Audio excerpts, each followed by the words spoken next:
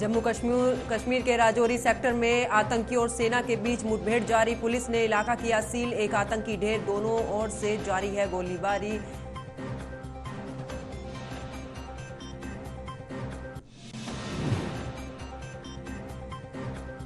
America में बोले राहुल गांधी, मुस्लिम league पूरी तरह से धर्मनिरपेक्ष पार्टी, कहा उसमें गैर धर्मनिरपेक्ष कुछ भी नहीं। बीजेपी ने कहा मजबूर है कांग्रेस नेता।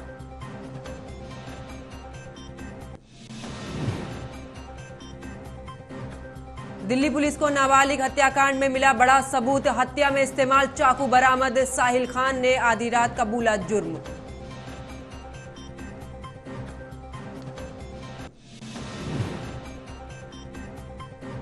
वाराणसी ज्ञानवापी परिसर में नियमित होगी श्रृंगार गौरी की पूजा। कोर्ट से मुस्लिम पक्ष को झटका।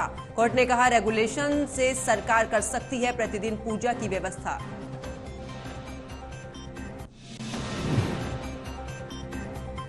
पहलवानों के समर्थन में आई खाप पंचायत। राष्ट्रपति से मिलेगी खाप पंचायत, कहा पहलवान किसी जाति के नहीं, इनकी जाति तिरंगा है।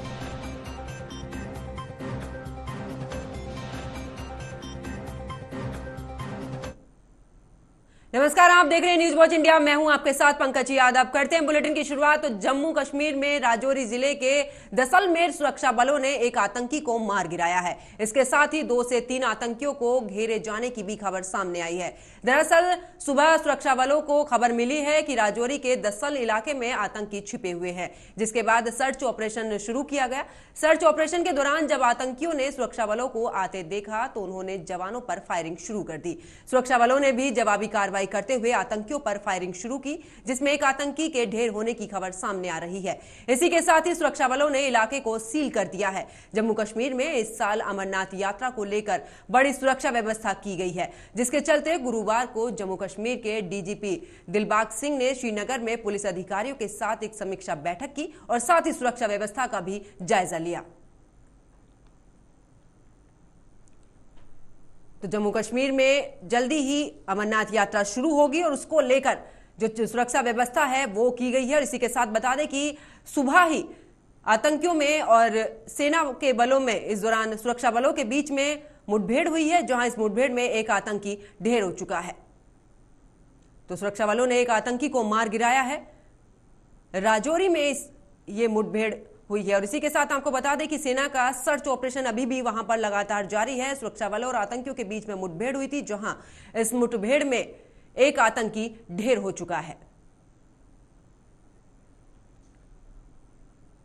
उधर दिल्ली पुलिस ने राजधानी के शाहबाद डेरी इलाके में नाबालिग लड़की की हत्या में कथित तौर पर इस्तेमाल किए गए चाकू को बरामद कर लिया है। आरोपी साहिल ने लड़की पर चाकू से ताबड़तोड़ करीब 20 बार किए थे। इसके बाद एक भारी पत्थर से लड़की का सिर फोड़ दिया था। ये सारी घटना सीसीटीवी फुटेज में कैद हो गई थी। पुलिस ने बताया कि अदालत ने आरोपी की पुलिस हिरासत की 3 दिन की रिमांड बढ़ा दी है। उससे फिर पूछताछ की गई है और उसकी निशानदेही पर अपराध में इस्तेमाल किया गया हथियार भी बरामद किया गया है। उन्होंने बताया कि साहिल का अन्य लोगों से भी आमना सामना कराया गया, क्योंकि कई बार वो अपना बयान बदल रहा था। बताया जा रहा है कि आरोपी साहिल ने नाबालिग लड़की की हत्या से करीब 15 दिन पहले ही चाकू खरीदा था।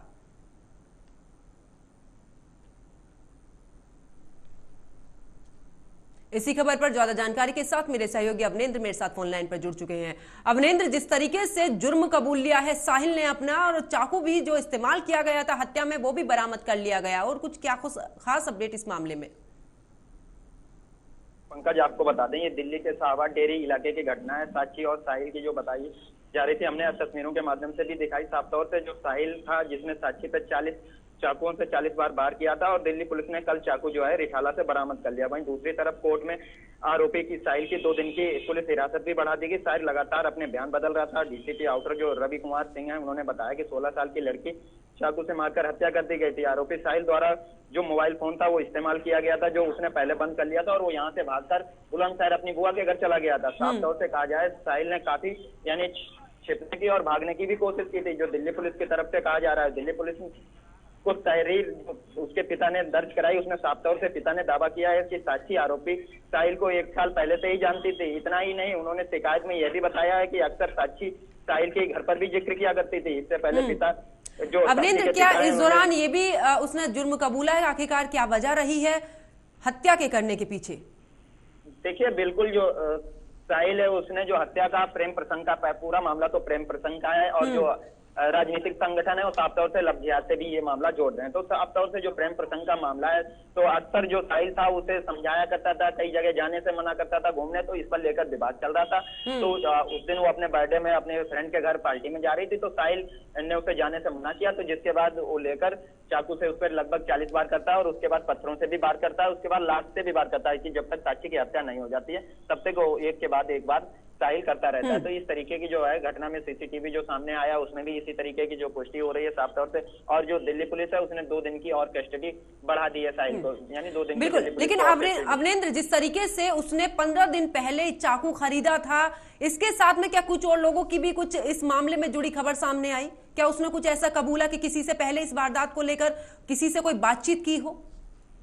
देखिए, बिल्कुल जो साहिल था, कहा जाए जो आरोपी है, वो पहले से ही और लड़कियों के भी संपर्क में था। साफ तौर से जो उसकी इंस्टा आईडी से दिल्ली पुलिस ने खंगाली, उससे जो प्रूफ हो रहा है। और साफ तौर से कहा जाए जो कुछ देर पहले का जो साक्षी का वीडियो है उसमें वो घबराई हुई नजर आ रही है, जो पहले का थोड़ी देर पहले का वीडियो वायरल, और भागती हुई नजर आ रही। तो साफ तौर से कहा जाए जो साहिल था वो काफी पहले से ही इस प्लान को बनाकर रखा था, और शायद इनकी पहले से ही किसी बात पे अनबन चल रही थी साफ तौर से कहा जाए। और साहिल का जो मारने का प्लान था वो कहीं न कहीं पहले से ही, काफी दिन पहले से सेट था। जिस तरीके से उसने 15 दिन पहले चाकू खरीदा और फिर चाकू लाकर चाकू छिपाया, और जब उसने घटना को अंजाम दिया तो उसके साथी भी कई वहां पर मौके पर मौजूद थे, जिसकी वजह से लोगों ने साक्षी को बचाने में हेल्प नहीं की। कहा जाए लोग उसके दोस्तों से कहीं कहीं डरते हुए नजर आए, जो देखकर वहां तमाशा देखते रहे, और उन्होंने किसी तरीके का रोकने की कोशिश नहीं की। पंकज जी, चलिए, बहुत बहुत शुक्रिया अवनेंद्र इस खबर पर जुड़ने के लिए, विस्तार पूर्वक जानकारी देने के लिए।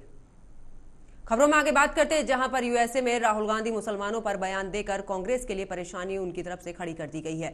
एआईएमआईएम के प्रमुख असदुद्दीन ओवैसी ने राहुल गांधी के बयान की आलोचना की है। इसी को लेकर ये रिपोर्ट देखिए।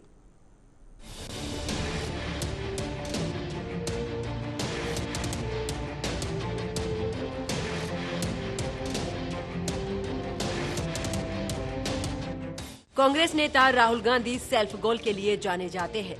ऐसा ही कुछ राहुल गांधी ने अमेरिका में एक बार फिर किया। एक कार्यक्रम में पीएम मोदी को घेरने के चक्कर में कांग्रेस नेता राहुल गांधी खुद ही घिर गए। कार्यक्रम में राहुल गांधी से भारत में मुसलमानों की दशा पर सवाल पूछा गया, लेकिन वो इस मुद्दे पर मोदी सरकार को घेरते घेरते पूर्व की कांग्रेस सरकार को घेर बैठे, अर्थात सेल्फ गोल कर बैठे। राहुल गांधी ने कहा कि अभी भारत में मुसलमानों की जो स्थिति है वो ठीक वैसे है जैसे 80 के दशक में यूपी में दलितों की थी। Community in India today happened to the Dalit community in the 80s.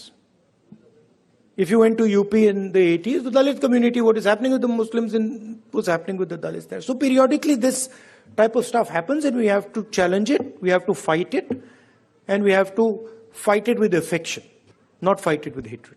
इस बयान के बाद राहुल गांधी विपक्षी नेताओं के निशाने पर आ गए। ओवैसी ने अमेरिका में राहुल गांधी के बयान पर टिप्पणी करते हुए 1980 के दशक में मुसलमानों के खिलाफ कथित हिंसा का जिक्र किया, जब उत्तर प्रदेश और केंद्र में कांग्रेस की सरकार थी। ओवैसी ने दावा किया कि राजनीतिक धर्मनिरपेक्षता ने देश में मुसलमानों को बर्बाद कर दिया और इसका इस्तेमाल संसद और विधानसभाओं में मुसलमानों का प्रतिनिधित्व खत्म करने के लिए किया गया। सरकार में थे, आपने नहीं किया। आपने सरकार में थे, गुजरात के लोगों का आपने साथ नहीं दिया। आप सरकार में थे, आपने कोटा हटाया, आपने यूएपीए को स्ट्रांग कर दिया। तो वहीं बीजेपी ने राहुल के बयान को देश का अपमान करने वाला बयान बता डाला।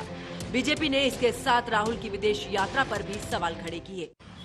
राहुल गांधी जी की हर विदेश यात्रा भारत का अपमान करने में कहीं पीछे नहीं, और इस बार की प्रायोजित ये विदेश यात्रा भी उसी दिशा में है जहां वो अपमान तो प्रधानमंत्री मोदी जी का करना चाहते हैं, लेकिन अंत में देश का अपमान करने से नहीं है। अमेरिका में राहुल गांधी लगातार भारत में लोकतंत्र को कमजोर करने और विरोधियों की आवाज दबाने संबंधी बयान दे रहे हैं, पर उनके इन आरोपों पर कई सवाल खड़े हो रहे हैं। अगर भारत में विपक्षी नेताओं की आवाज को दबाया जा रहा है, तो वो लगातार सरकार के खिलाफ तीखे और अमर्यादित आरोप कैसे लगा रहे हैं?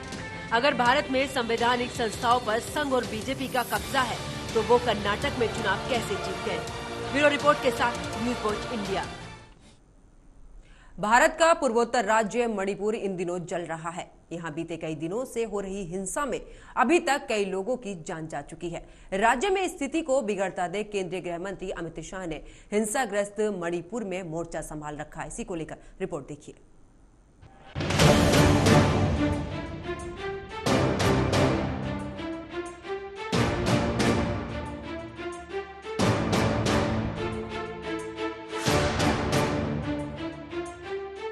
मणिपुर दौरे पर गए केंद्रीय गृह मंत्री अमित शाह ने राज्य में सामान्य हालात बनाए रखने के लिए कई उपायों का ऐलान किया है। अमित शाह मणिपुर हिंसा को शांत कराने और स्थितियों को सामान्य बनाने की कोशिश में लगे हुए हैं। मणिपुर दौरे पर गए अमित शाह ने हिंसा की जांच के लिए न्यायिक आयोग का गठन करने का ऐलान किया है। आयोग की अगुवाई हाईकोर्ट के रिटायर्ड चीफ जस्टिस करेंगे। इसके साथ शांति समिति का गठन किया जा रहा है। मणिपुर दौरे पर गए अमित शाह ने बताया कि मणिपुर सरकार डीबीटी के जरिए हिंसा में जान गंवाने वालों के परिजनों को 5 लाख रुपए का मुआवजा देगी। उन्होंने बताया कि इसके साथ ही केंद्र सरकार की ओर से भी 5 लाख रुपए की राहत राशि दी जाएगी। केंद्रीय गृह मंत्री अमित शाह ने कहा कि हिंसक घटनाओं की जांच के लिए मणिपुर में कई एजेंसियां काम कर रही हैं। उन्होंने साजिश की ओर इशारा करते हुए कहा कि हिंसा की 6 घटनाओं की उच्च स्तरीय सीबीआई जांच की जाएगी। मणिपुर में हिंसा के पीछे 2 वजहें बताई जा रही हैं। पहली वजह है यहाँ के मैतेई समुदाय की अनुसूचित जनजाति का दर्जा देना। मणिपुर में मैतेई समुदाय बहुसंख्यक वर्ग में आता है, लेकिन इन्हें अनुसूचित जनजाति का दर्जा दिया गया है, जिसकी कुकी और नागा समुदाय के लोग विरोध कर रहे हैं। कुकी और नागा समुदाय के पास आजादी के बाद से ही आदिवासी का दर्जा है। कुकी और नागा समुदाय का कहना है कि मैतेई समुदाय तो बहुसंख्यक समुदाय है, उसे ये दर्जा कैसे दिया जा सकता है। हिंसा की दूसरी वजह है सरकारी भूमि सर्वेक्षण। राज्य की बीजेपी सरकार आरक्षित वन क्षेत्र खाली करवा रही है। आदिवासी ग्रामीणों से आरक्षित वन क्षेत्र खाली करवाया जा रहा है और कुकी समुदाय सरकार के इस सर्वेक्षण और अभियान का विरोध कर रहा है। कुकी समुदाय के लोगों ने 3 मई को मैतेई समुदाय को मिलने वाले दर्जे और सरकार के फैसले के विरोध में प्रदर्शन किया। इसी प्रदर्शन में हिंसा शुरू हो गई। 4 मई को जगह जगह पर गाड़ियों को आग के हवाले कर दिया गया। 4 तारीख को ही मैतेई और कुकी समुदाय के बीच में ये झगड़ा शुरू हो गया। मणिपुर में अभी ढेर सारी एजेंसियां सुरक्षा की दृष्टि से काम कर रही है। उनके बीच में बेहतर समन्वय के लिए एडवाइजर श्री कुलदीप सिंह जी, जो कि रिटायर्ड डीजी सीआरपीएफ हैं, उनकी अध्यक्षता में इंटर एजेंसी यूनिफाइड कमांड की व्यवस्था आज से ही हम रचना में लाएंगे, जो सभी एजेंसियों के बेटर कोऑर्डिनेशन के लिए, पक्षपात विहीन कोऑर्डिनेशन के लिए इनकी अध्यक्षता में काम होगा। जितने भी केस रजिस्टर किए गए हैं, इसमें से 5 केस चयनित किए गए हैं और 1 केस इन जनरल कॉन्स्पिरेसी का रजिस्टर्ड कर ये 6 केसों की जांच सीबीआई का विशेष दल करेगा, जो भारत सरकार के तत्वाधान में किया जाएगा। और मैं सभी मणिपुर वासियों को विश्वास दिलाना चाहता हूं, किसी भी पक्षपात और भेदभाव के बगैर हिंसा के मूल तक जाकर आने वाले समय में कभी हिंसा न हो, इस प्रकार की एक न्यूट्रल जांच और दोषियों को दंडित करने की कार्यवाही की जाएगी। मणिपुर 3 मई से ही हिंसा की आग में जल रहा है। राज्य में जिस तरह हिंसा हो रही है, उसने शासन और प्रशासन को पंगु बना दिया है। हिंसा कितनी भयंकर है, इसका अंदाजा इसी बात से लगाया जा सकता है कि लोगों ने सुरक्षा बलों के सशस्त्र गांवों पर भी हमला करके 4 लाख से ज्यादा हथियार लूट लिए। सरकार के सामने सबसे बड़ी समस्या के मूल जड़ तक जाने को समाधान निकालना है। Bureau report, news watch India. और रुक करते इस वक्त की बड़ी खबर का। लखनऊ से इस वक्त की बड़ी खबर सामने आ रही, जहां पर सारस लेकर सपा कार्यालय पहुंचे हैं रविदास मेहरोत्रा। सपा विधायक रविदास मेहरोत्रा सपा कार्यालय पहुंचे। कार्यकर्ताओं के साथ सपा कार्यालय पहुंचे हैं रविदास। सारस को वन विभाग को सौंपेंगे अखिलेश यादव। महिलावाद में घायल अवस्था में मिला था सारस। रविदास मेहरोत्रा ने घायल सारस की देखभाल की है। सारस के ठीक होने पर वन विभाग को सौंपा जाएगा। तो बड़ी खबर लखनऊ से आपको बता रहे हैं, जहां पर आपको बता दें कि आज सपा कार्यालय पहुंचे हैं, जहां पर आपको बता दें कि सारस लेकर सपा कार्यालय पहुंचे रविदास मेहरोत्रा। और इस दौरान आपको बता दें कि कार्यकर्ताओं के साथ सपा कार्यालय पहुंचे हैं रविदास। सारस को वन विभाग को सौंपेंगे अखिलेश यादव। महिलावाद में घायल अवस्था में मिला था सारस। रविदास ने घायल सारस की देखभाल की है। सारस के ठीक होने पर वन विभाग को इसे सौंप दिया जाएगा। तो लखनऊ से बड़ी खबर आपको बता रहे हैं, जहां पर आपको बता दें कि सारस को लेकर सपा कार्यालय पहुंचेंगे रविदास। और इस दौरान सपा कार्यालय में उन्होंने कार्यकर्ताओं से भी मुलाकात की है। और इसी के साथ बता दें कि सारस को वन विभाग को सौंपेंगे अखिलेश यादव। महिलावाद में घायल अवस्था में ये सारस मिला था। रविदास मेहरोत्रा ने घायल सारस की देखभाल की है। सारस के ठीक होने पर वन विभाग को इसे सौंप दिया जाएगा।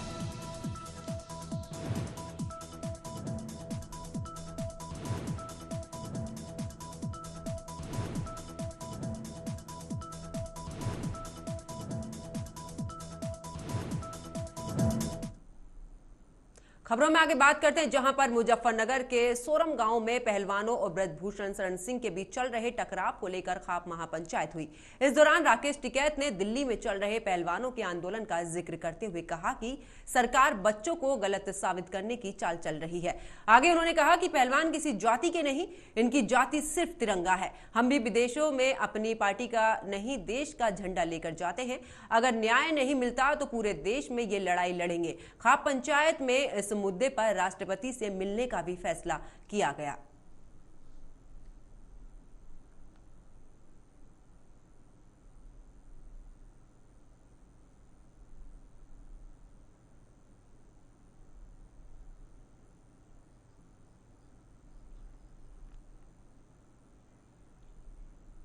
उधर यूपी के सहारनपुर में भारतीय किसान यूनियन ने पहलवानों के समर्थन में सड़क पर उतरकर धरना प्रदर्शन किया। साथ ही पहलवानों को न्याय के लिए सरकार को चेतावनी भी दी है। किसानों ने मांग की है कि जिस तरह बीजेपी सरकार ब्रजभूषण को बचा रही है, ये सही नहीं है। बीजेपी सरकार में सांसद, विधायक और नेता पर दर्जनों मुकदमे दर्ज हैं, पर आज तक किसी पर भी कार्रवाई नहीं हुई है। प्रदर्शन कर रहे किसानों ने जिलाधिकारी कार्यालय पहुंचकर पहलवानों के समर्थन में जिलाधिकारी को राष्ट्रपति के नाम ज्ञापन भी सौंपा है।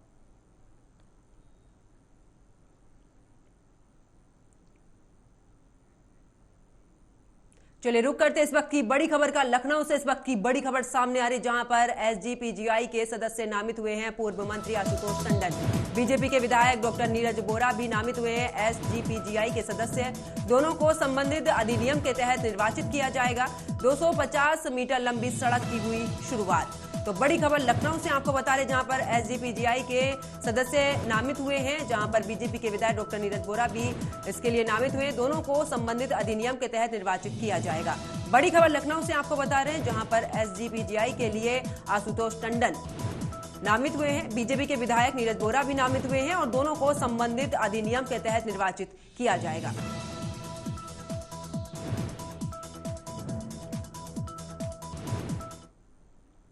खबर यूपी के राजधानी लखनऊ से है, जहां पर सड़क अब फाइबर सेल ग्रिड तकनीक से बनाई जाएगी और इसकी शुरुआत भी हो चुकी है, जिसका मंत्री जितिन प्रसाद निरीक्षण करने पहुंचे हैं। इस सड़क की लंबाई 250 मीटर है, जिसकी लागत लगभग 8 लाख रुपए बताई जा रही है। जानकारी के अनुसार इस तरह की सड़कें जल्दी खस्ताहाल नहीं होती हैं और लोगों को लंबे समय तक इन सड़कों का लाभ मिलेगा।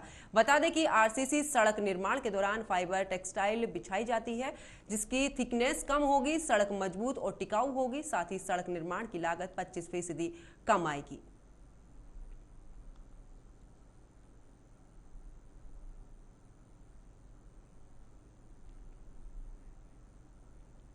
चलिए रुक करते इस वक्त की बड़ी खबर का। कानपुर देहात से इस वक्त की बड़ी खबर सामने आ रही, जहां पर लुटेरों ने दी है कानपुर देहात पुलिस को खुली चुनौती। दिन दहाड़े भीड़ भाड़ वाले इलाके में लूट की घटना को अंजाम दिया है। बाइक सवार पिता पुत्र से 1 लाख रुपए की लूट की गई है। दिन दहाड़े हुई लूट की घटना से इलाके में फैली है सनसनी। घटना की सूचना पर मौके पर पहुंचे हैं पुलिस के आला अधिकारी। घटना की जांच के साथ लुटेरों की तलाश में जुटी है पुलिस। अकबरपुर कोतवाली क्षेत्र के पास माती रोड की यह पूरी घटना है।